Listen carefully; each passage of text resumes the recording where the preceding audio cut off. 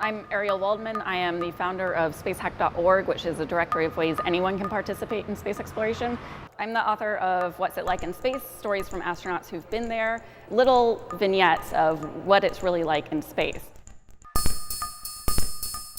So one of the things that I'm really excited to see today is this exhibit on Europa by Tom Sachs, specifically this thing here where they're actually trying to go into the ice and find life and maybe actually cook it up and fry it in this exhibit. While we haven't actually done that in the solar system just yet, we do think Europa could possibly harbor life. And this is because Europa has a thick icy shell, but underneath its icy shell is a huge ocean that could potentially have life, maybe as we know it, or perhaps even as we don't know it underneath. I think specifically Tom Sachs' exhibit here is really a fascinating thing to walk through, especially if you work in space exploration, because you can see how he really tries to emphasize making and sort of not seamlessness, but seamfulness, and so that you can actually see the seams and everything, and you can actually see the work that goes behind it. And I think this is really important for space exploration because people often don't see those seams when they look at, rockets going into space from a distance.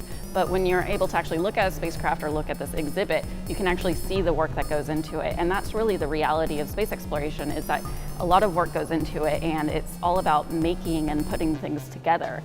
So it's not something that is magical, but something that actually takes a lot of hard work.